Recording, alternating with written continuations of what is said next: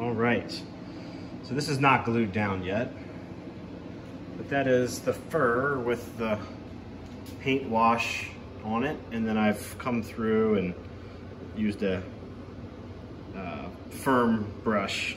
Here it is, I was looking for it, like a wire brush, to really dig through it and break up whatever matting had happened. And you know, so far it's looking okay. Now I'm going to add a whole lot of layers and stuff to it. Just kind of messing around with colors a little bit more. That's kind of where the buildings are going to be, and the approach road that we added last time here. You know, obviously be blending around the edges of it with tufts and different stuff. Just messing around some of these darker areas. I was just playing with the Vallejo wash. This is the olive green one. I've got others, and I have lots of different greens to kind of play with. I'll probably also use some ochres and yellows and stuff as a bit of a dry brush over the top of it. But yeah, I mean, it's not done, but I think it's gonna work just fine. So I'm gonna keep plugging away on this, and I'll make updates as I go. So that's kind of the look we're getting. I was gonna kind of show what we're doing to get it. So coming back over here into a little bit better light, I'm gonna work right kind of in this area and show what I'm doing. All right, so I've been working from left to right. So some of this area in here I've already done. Some in here I've sort of done the first step, but I just have a little bit of, this is just cheap craft acrylic raw sienna. And I'm just coming in here and globbing it on kind of here and there. Just kind of scattering it around like so. And you're like, oh no, it's too much color, it's the wrong color. Well, we're gonna blend it in. So something like that. Then I come back with some of that green wash, and again, I'm just gonna reach around the camera here so you can see what I'm doing, and just kind of dab that around, just like so. And then I'm just gonna rub it in, kind of blend all that stuff together.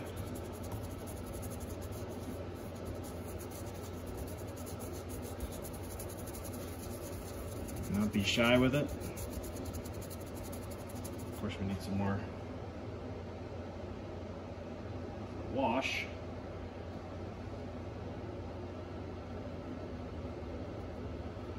And just rub it in. I'm sure you can see me there. There we go. This is not glued down yet.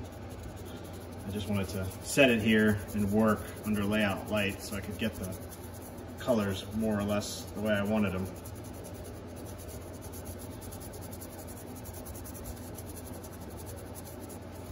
And that's pretty much the technique. And from up high, and I remember this from last time, kind of up where the camera is, it doesn't look great. But once I get some more textures and stuff layered on top of this, it starts to look a lot better even from the top. But down at eye level, it's already starting to look really good.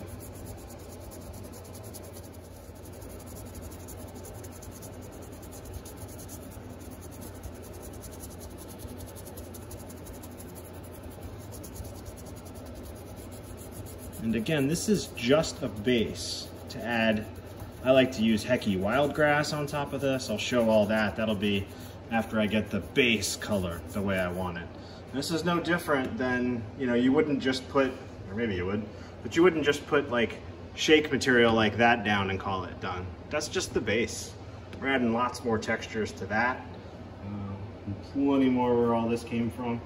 I'm gonna come in with a little bit more of that olive and raw sienna highlight, kind of, see if I can get where y'all can see.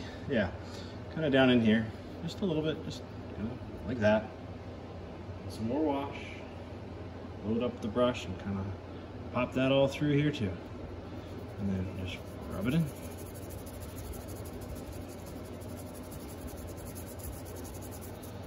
That's really all there is.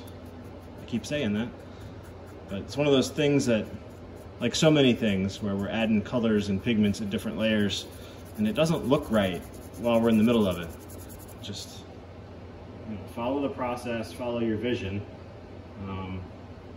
and usually it'll work out. And you know what? This is a good point. This is one I like to make when I'm talking to folks, but if you end up not liking something, just tear it out. I mean, what's the absolute worst thing that could happen right now?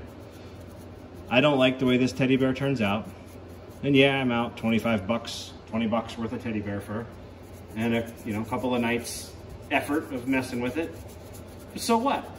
So just pull it out. You don't like it? Pull it out. It's the worst thing that can happen. Just do it again. And you'll have learned something for trying.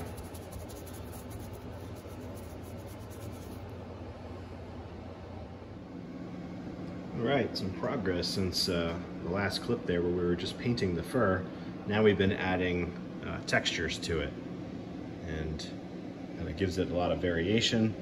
I've been working along the edges of the little access road, again adding textures and pieces, and I'll go over all that stuff.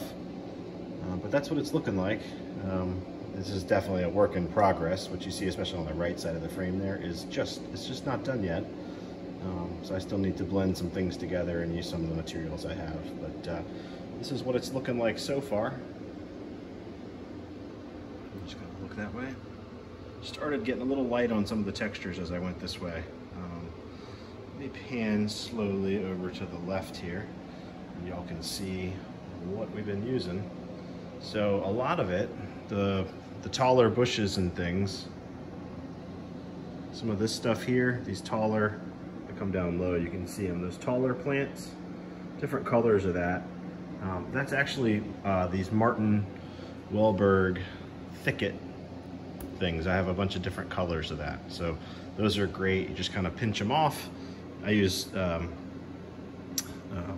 pair of tweezers, pinch off a bit, and then dip it in a glue, and then plop it onto the layout. And these, I have pretty much exhausted my supply of Heki wild grass. A couple of different kinds. The number 1578 was really good, and then also this one here is number 1574. And those you just kind of take and tease apart, and that's a whole lot of what you see here. It's just a really nice texture. I kind of tease it apart pretty thin, and then just kind of use my fingers and tap it down into the fur. Also, this was something I hadn't used before, but I liked it. I picked this up a while ago. This is from Pollak, but this is I can't read what that's saying. It says clump foliage, but really what it is, here's some of it right here, the darker colors. Maybe if I come over here, I used more of it over here. Yeah, this all through here. It's like a thin wispy material with those darker green leaves on it, and again you tease it apart and then plop it down into the fur, and it gives it just more texture and more character. What else have I got here? That white, there's some there. I've got a little bit more of that over here.